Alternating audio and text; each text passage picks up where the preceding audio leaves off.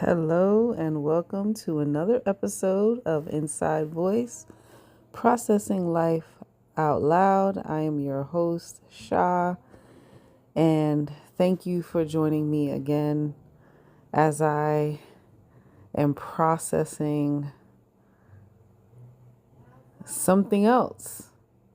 Because those of us who have been on this journey and this healing walk long enough come to learn and accept that as soon as we unveil or peel back a layer, there's always something else underneath.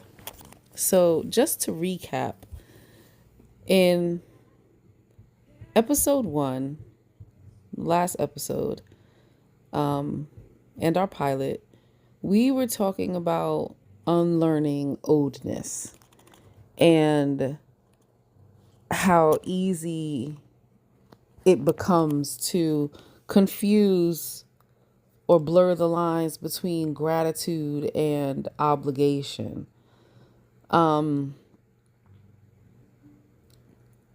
This is something that I stated in that podcast episode, and if you haven't had a chance to listen to it, definitely go back and check it out, because going from that to where I'm going today, it's a seamless connection. But this idea, this experience really of confusing gratitude and obligation was something that is something that I still find myself struggling with. And I was able to notice it because it is a pattern. It is a pattern in my thought process. It is a pattern in my behavior or how I respond to certain people and situations. It's a pattern even in how I feel, right? Because that sense of, oh, I should be grateful. We're talking about a feeling. We're talking about being able to show or appreciate something or someone, and everything that comes with how we show and how we express that appreciation.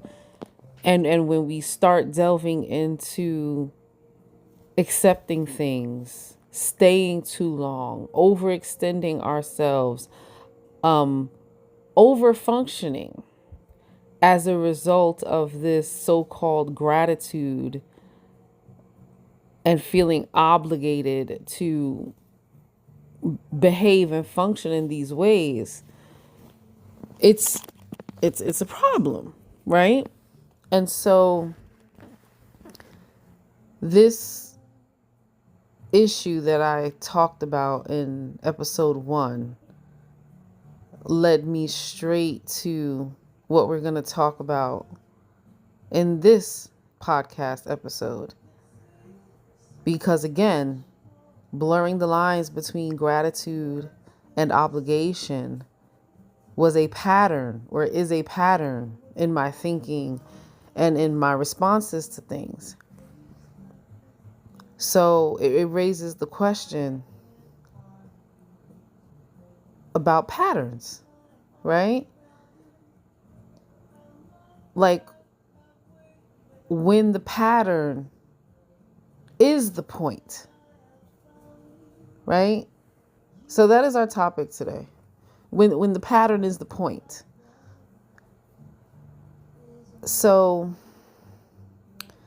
I want to sit with that for a minute, and I want to speak to the fact that when we say or explore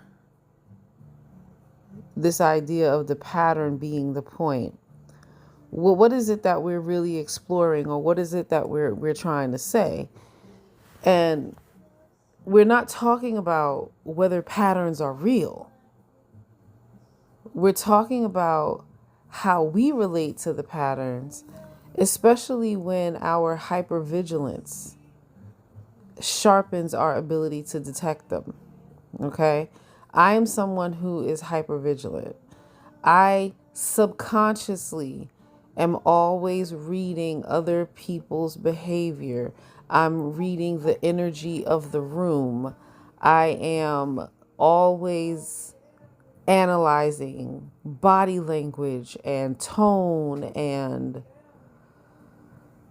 design of a space, and all of these things are going on in my head while I'm undoubtedly supposed to be focusing on something else. All of these things are always happening in my head. That is hypervigilance, and it leaves me exhausted more often than not. So, being someone who's hypervigilant with that sharp ability to detect patterns.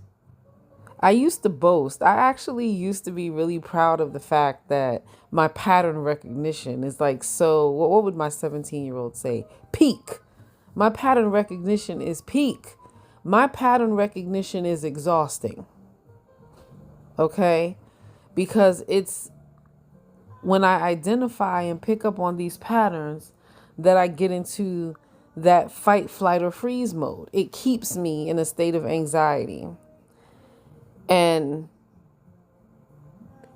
here's why we need to focus more so on the pattern being the point. Versus what, though? Because some of you may be listening to this and maybe you pick up on patterns and you do your due diligence immediately. But there's a whole world of us out here that is not what we do. Okay? So what we do is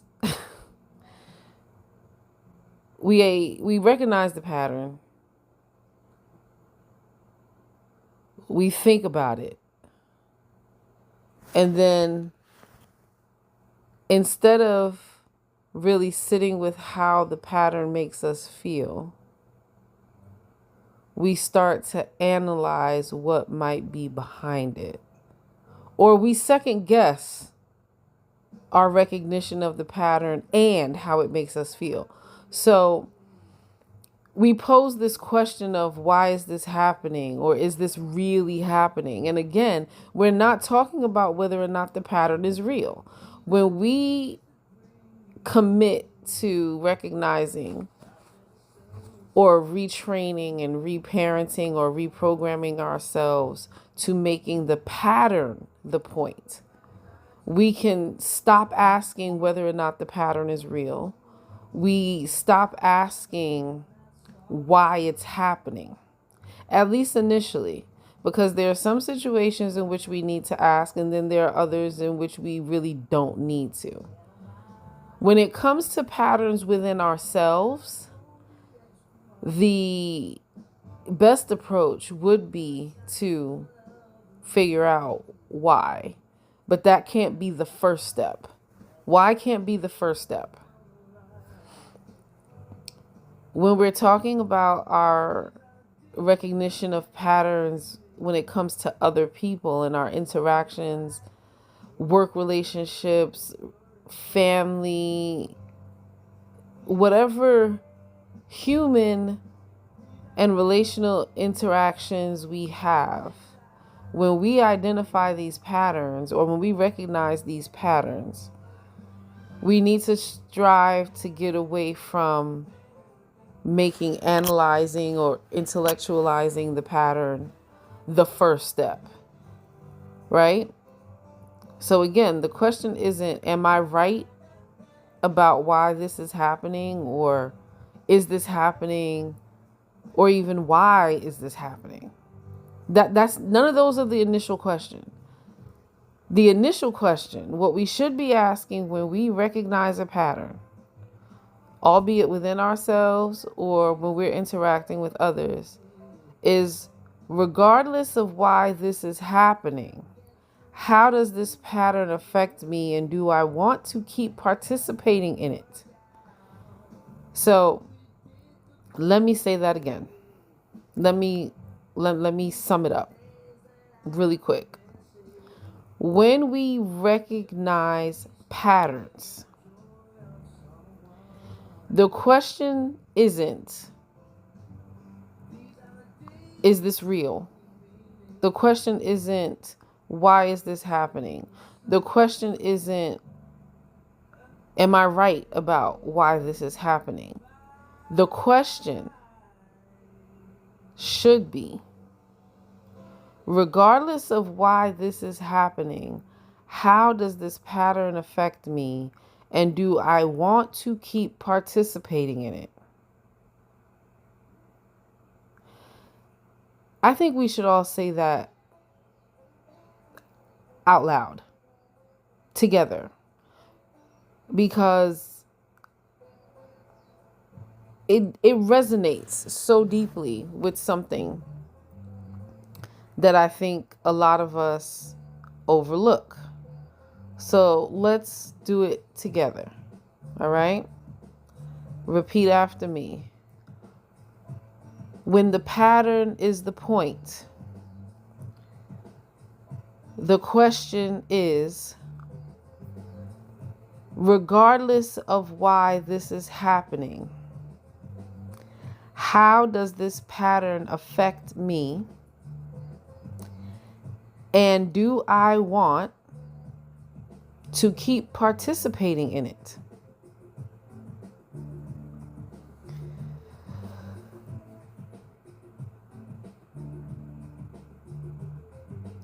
It's really, really important that we allow ourselves time to simply sit with the patterns that we are recognizing and experiencing and how it affects us. I know for myself that over time, I became entirely too dismissive about the patterns I was recognizing, not so much in myself, because I would much rather deal with myself than to deal with other people, because I have control over myself. I can't control what anybody else says or does or decides to do or decides not to do. So my default is always to turn inward. But, we have relationships, we have friendships, we have families, we have work dynamics. We have all these other interactions outside of ourselves, all these external relationships that demand our attention and our energy. And it's in those dynamics that I recognized I had become too dismissive about the patterns. And in that dismissiveness would also become analytical and intellectualizing, even excusing away certain behaviors and patterns that I saw in people, regardless of how it affected me, to the point where now, I found myself with an uptick in anxiety. I found myself in and out of depression and all of these other symptoms that seemed separate, like they were their own thing. And it wasn't until I started going to therapy and getting out of my head regarding these patterns and really unpacking the amount of time that I had spent and invested in not only participating in the patterns, but also allowing them to continue, that I realized I had to do something different for my own well-being, right? So there comes a point where reflecting on hypervigilance, reflecting on my own hypervigilance, pattern recognition, and the habit of trying to explain why something was happening, why certain people would repeatedly do the same things,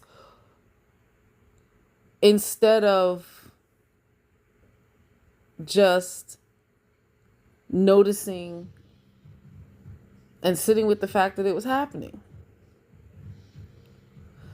Some of you who are listening to this right now are trying to come down from being overstimulated.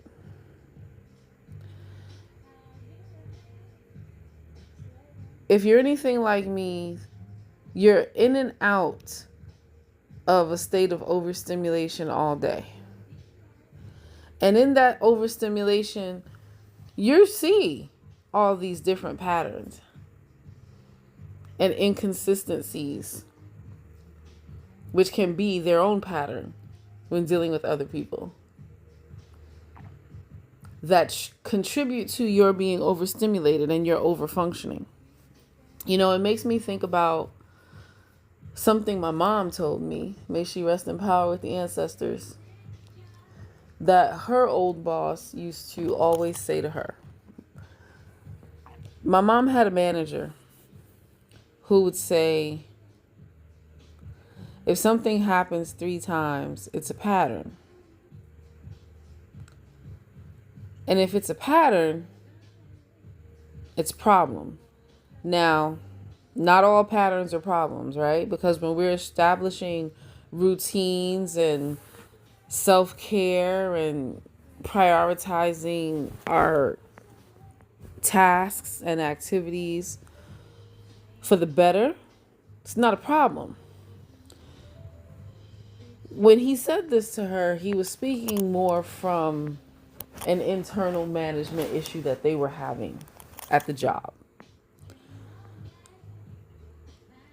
And so I would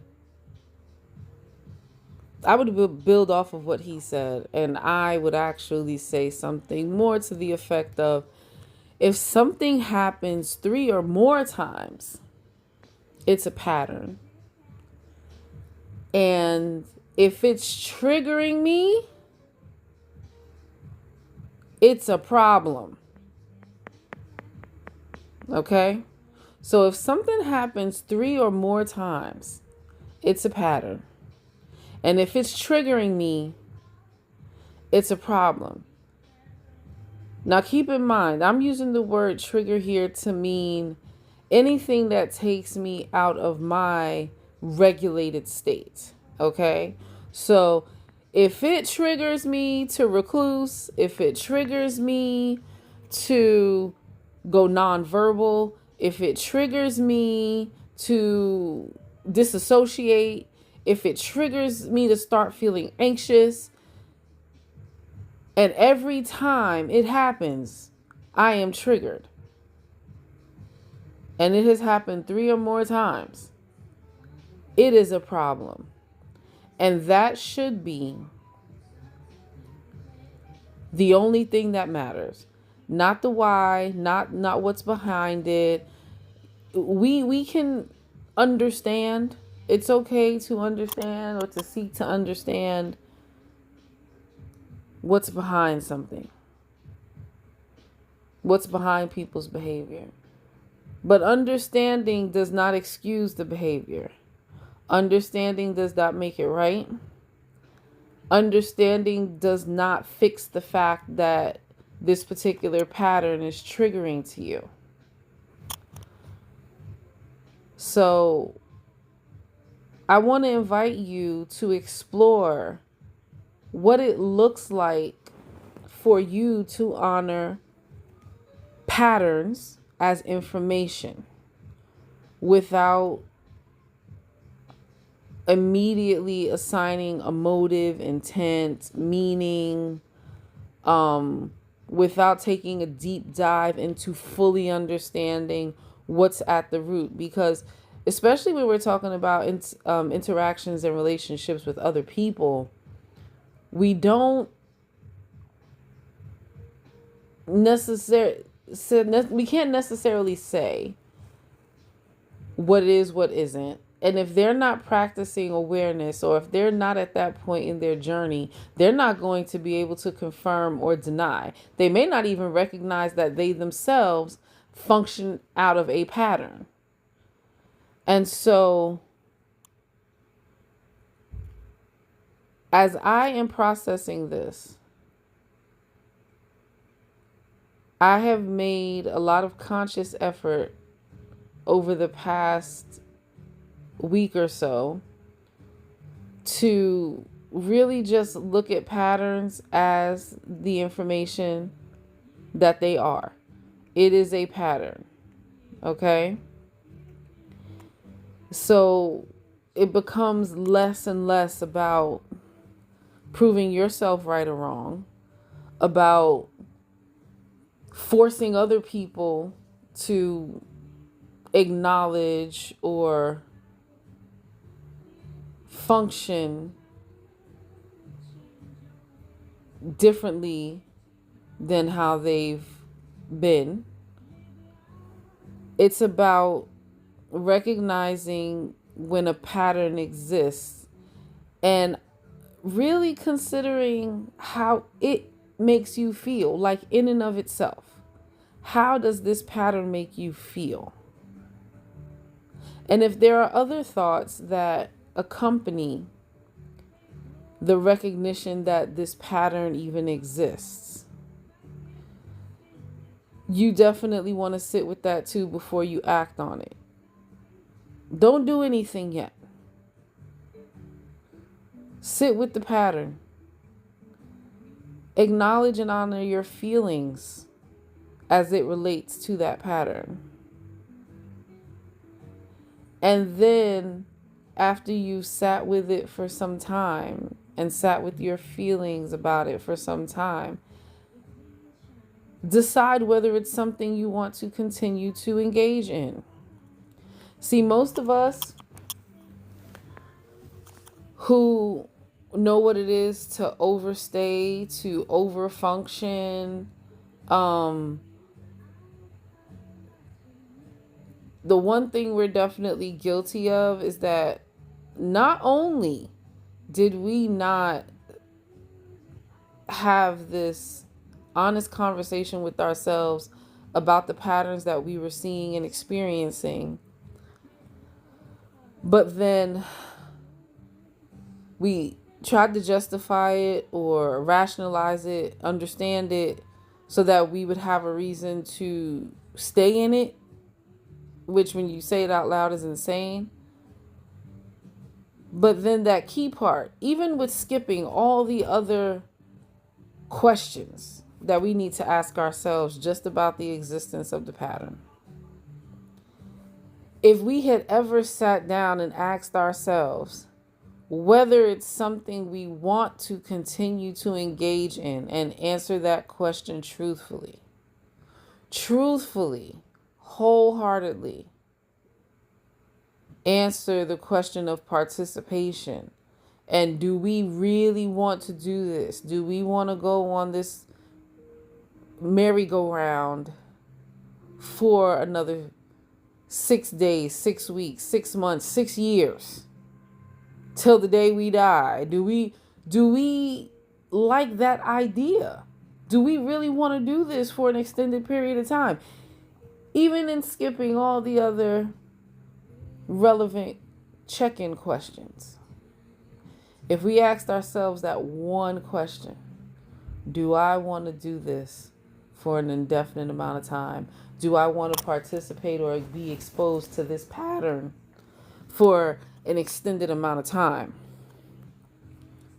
That right there would have been all we needed to not overstay and to not continue overfunctioning and making up for other people's underfunctioning. When the pattern is the point, clarity doesn't come from answers. It comes from taking notice of what keeps repeating and then deciding if we want to participate in that. So here's where I'm going to offer you some journaling prompts, okay? And we have a couple of different directions that we can take the prompts in, so I'll pick the best ones here. All right? So if you are like me and you are hypervigilant, you have very strong pattern recognition, very keen discernment, use these prompts to take a deeper dive into your relationship with patterns and to help with honoring how these patterns affect you and make you feel. Question 1. What pattern keeps showing up in my life right now? Question 2. What do I notice without explaining it? Question 3. If I remove the story or the explanation or the justification, what's left? If you want to focus more on hypervigilance and self-protection, okay, because most of us who are hypervigilant, we developed that as a coping mechanism because there was something about our environment that was unsafe. So we got into this habit of watching everything, even subconsciously. So when it comes to hypervigilance and self-protection, consider these 3 questions. What has my pattern recognition helped me survive? Question 2. When does awareness feel supportive versus when it feels exhausting? Question 3. What part of me is trying to stay safe? I know. I do it to myself, and I'm sharing the love, and I'm doing it to you every time. These questions will help us all to demystify some of the things that we can't always understand within ourselves when it comes to situations and dynamics like confusing gratitude and obligation and dealing with patterns and exposing ourselves to unhealthy or imbalanced patterns for too long. If you prefer to leave yourself a voice note, you're not much of a writer, you can use all the same prompts that I just listed, but then here's one more that you can leave yourself in any particular moment when you feel like you've been triggered or when you've noticed a pattern and it's calling your awareness. What am I protecting myself from right now? So this is definitely more of an in the moment prompt. What am I protecting myself from right now? Lastly, when it comes to discernment and choice, because remember this whole aspect of pattern recognition and making the pattern itself the point, the reason most of us have not made the pattern itself the point is because we're doing all these other things. We're explaining away. We're asking all of these questions. We're doing anything and everything other than just allowing ourselves to feel and acknowledge how the pattern is affecting us.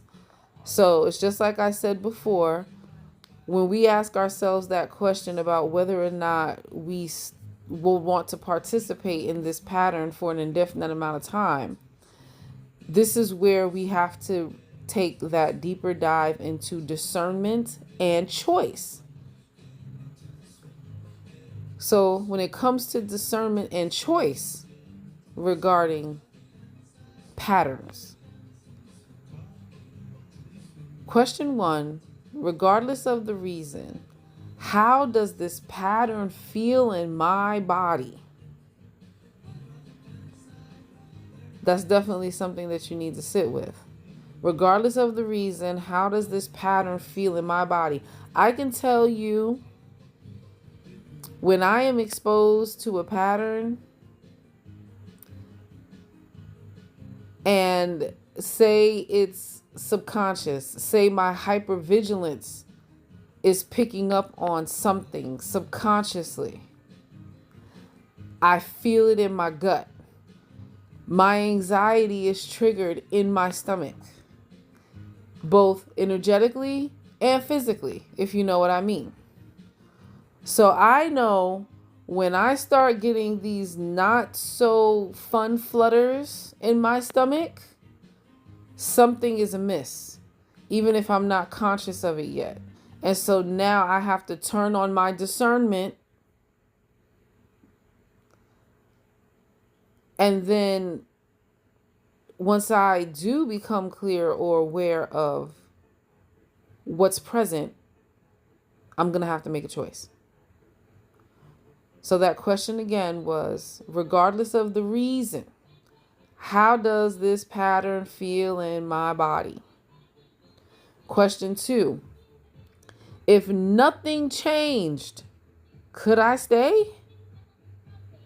If nothing changed, could you stay? And I would even add to that, could I or could you stay without sacrificing your mental, emotional, spiritual, energetic, physical well-being? Any of those is a factor. It doesn't even have to be all of them. It could just be one area that's a really, really high priority to you. I'm someone who, of course, I want to be physically safe, but mentally, energetically, and emotionally,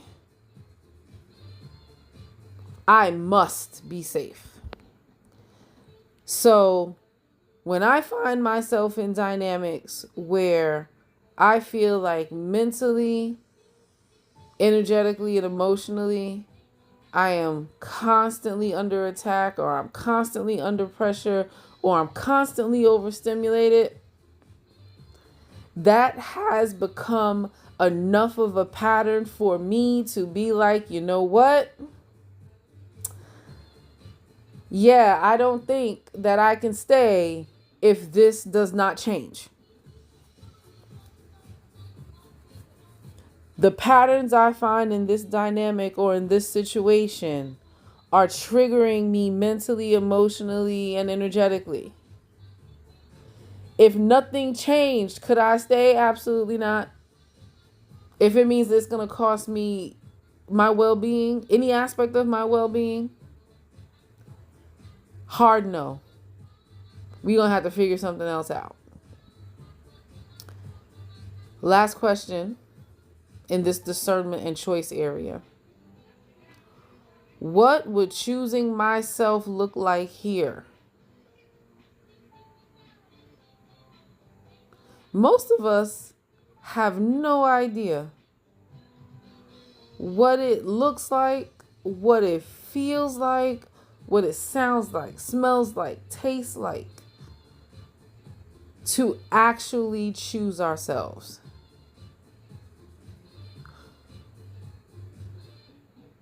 So patterns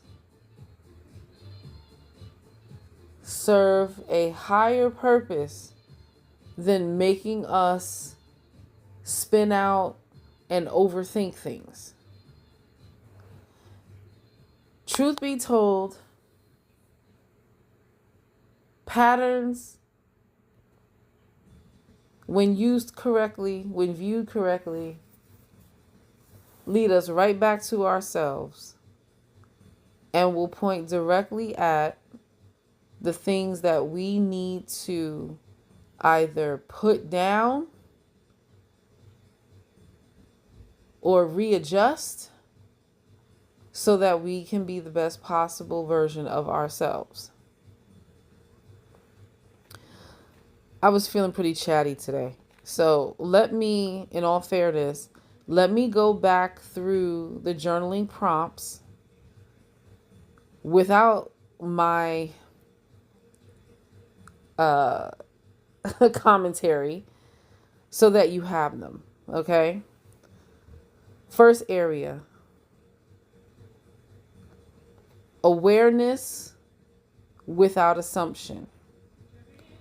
What pattern keeps showing up in my life right now? What do I notice without explaining it? If I remove the story, what remains?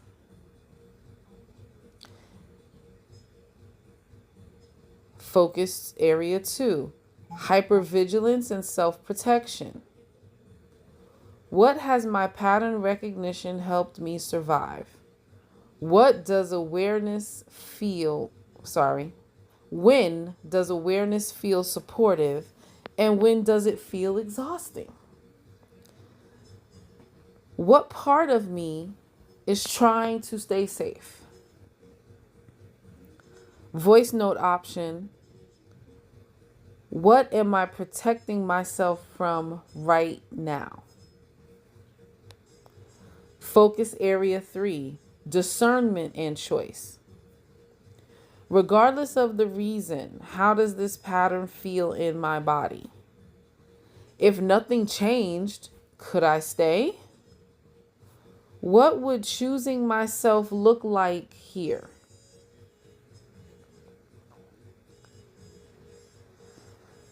With all that being said, I want you to take a deep breath with me. We're going to breathe in.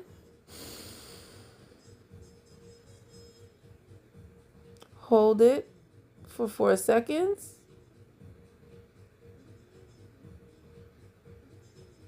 Breathe out real slow to the count of 7, 4, 5, 6, 7. Let's do that one more time. Breathe in. 1, 2, 3, 4. And let's hold that.